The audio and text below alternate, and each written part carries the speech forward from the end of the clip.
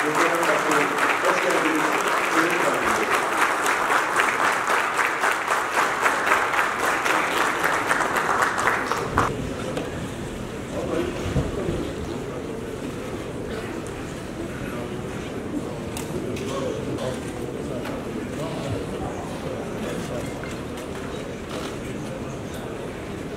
أعوذ بالله من الشيطان الرجيم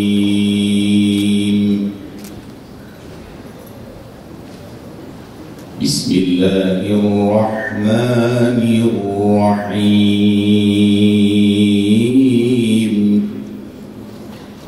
وقل رب أدخلني مدخل صدق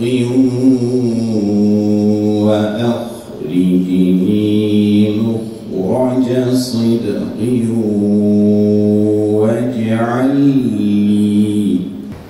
واجعل لي من لدنك سلطانا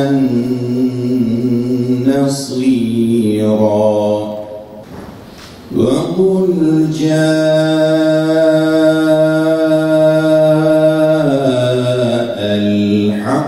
وزهق الباطل إن الباطل كان زهوقا.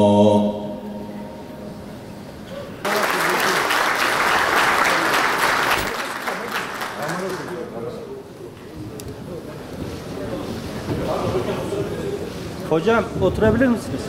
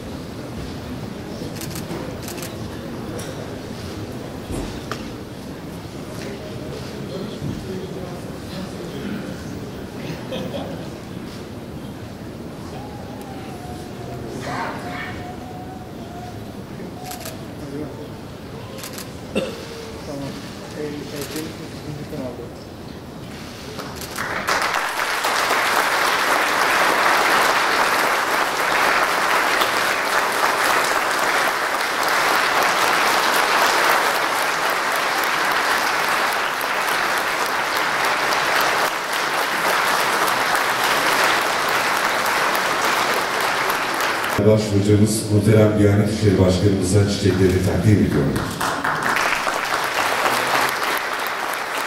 Ve muhterem Diyanet İşleri Başkanımız Profesör Doktor Safi Arpaguş hocamız da 18. Diyanet İşleri Başkanımız Profesör Doktor Ali Erbaş hocamıza çiçekleri. Allah'a sonsuz hamdü senalar, sevgili Efendimiz Hazreti Muhammed Mustafa sallallahu aleyhi ve selleme sonsuz salatü selamlar ediyorum. Bugün burada bir görev değişiminin ifadesi olan devir teslim törenimizde sizlerle bir arada bulunmanın mutluluğunu yaşıyoruz. Öncelikle bu görevi bugüne kadar büyük bir fedakarlık, samimiyet ve gayretle yürüten kıymetli başkanımıza en içten teşekkürlerimizi arz ediyorum. Kendileri kurumumuzun hafızasında kalıcı izler bırakmış, ilmi, tecrübeyi ve gayreti birleştirerek örnek bir hizmet anlayışı ortaya koymuştur. Şüphesiz bu hizmetlerin sürekliliği ve daha ileriye taşınması ancak kurumlarımızın, fedakar çalışanlarımızın güçlü desteğiyle mümkündür. Bu noktada Diyanet İşleri Başkanlığımızın üstlendiği vazife yalnızca idari bir görev değil, aynı zamanda ilim, irfan ve hikmetle yoğrulmuş bir sorumluluk olarak karşımıza çıkmaktadır. Kur'an'ın aydınlığı, sevgili Peygamberimizin sünneti ve rehberliğinde milletimizin dini hayatına rehberlik eden bu kurum, tarih boyunca olduğu gibi bugün de toplumumuzun birlik, beraberlik ve kardeşliğini pekiştiren müstesna bir mihver olmuştur. Değerli misafirler, bilgi ve teknoloji çağında yaşamaktayız. Ancak insanlık çoğu zaman bilgi ve teknolojiyi yeryüzünde iyiliğin hakim olması için değil, iyiliğin hakim olması için kullanmamış, istismar etmiş, bilgi ahlakından uzak adımlar atmıştır. Bilgi ahlaktan yoksunlaştıkça insanlık değer kaybetmektedir. Eğitimin ruhundan, ilmin mana ve gayesinden mahrum bırakılan nice genç dima, bağnazlık, şiddet ve teröre savrulabilmektedir. Bu hususta hepimize düşen sorumluluk öncelikle doğru bilginin ve sağlam kaynağın peşine düşmek. İlmi ehil ellerden almak, sonra da öğrendiğimiz ile amel etmektir. Türkiye yüzyılı ve terörsüz Türkiye ideali sloganı yeryüzünde iyilik hakim oluncaya kadar olan bu kurum ve fedakar neferlerinin çaba ve gayretleri sayesinde vücut bulacaktır.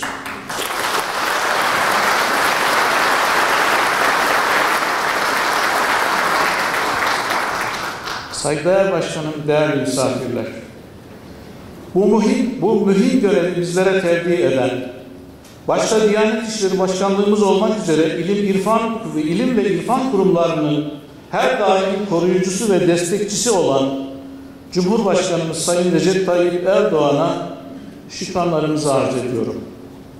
Zat-ı devletlerinin ilme, irfana ve dini müesseselere verdiği destek, bu yolun daha güçlü ve kararlı adımlarla sürdürülebilmesine vesile olacaktır inşallah.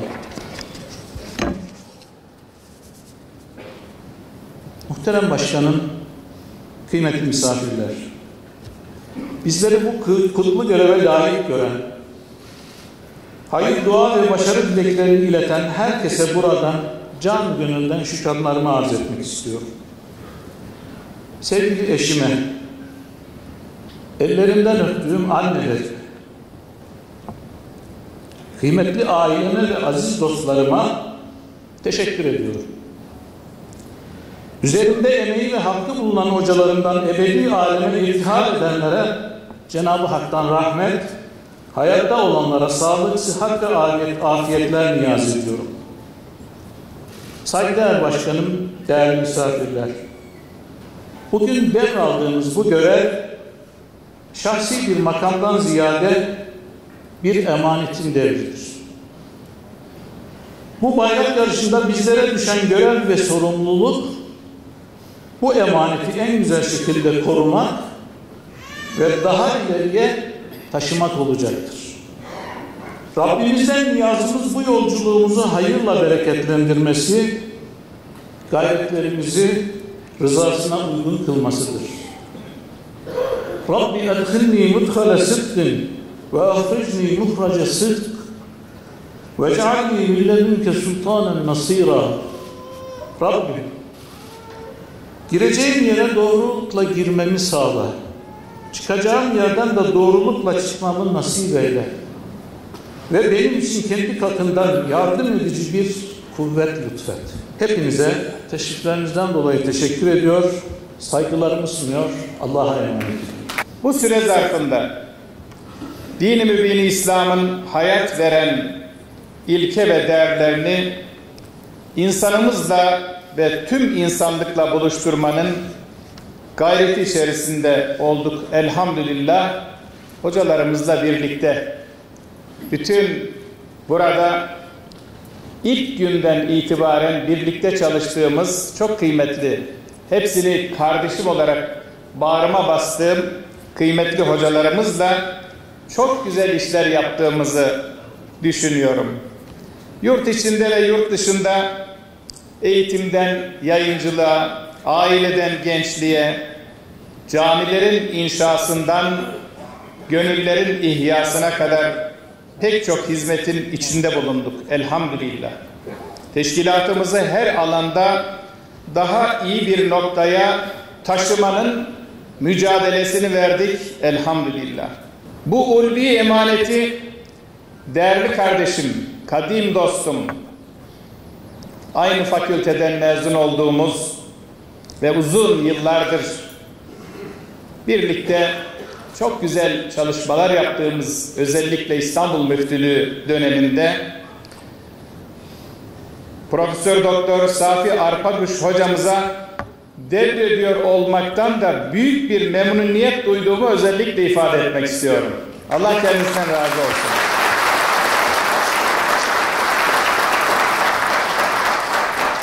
Başkanlığımız hizmetlerini daha ileriye taşıyacağına inandığım hocamıza bu yolda üstün muvaffakiyetler diliyorum.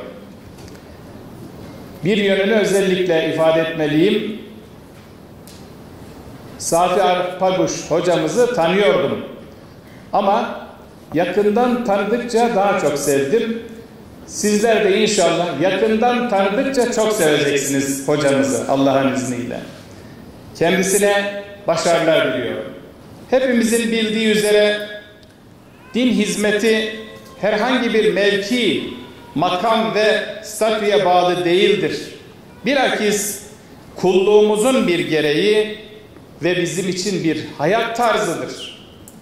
Dolayısıyla bu alanda son nefesimize kadar çalışmayı ihmal edilemez bir vazife olarak telakki etmeliyiz. Yüce kitabımız Kur'an-ı Kerim ve sevgili Peygamberimizin sünnetinden iktibas ettiğimiz sahih dini bilginin rehberliğinde hizmet üretmeye devam etmeliyiz.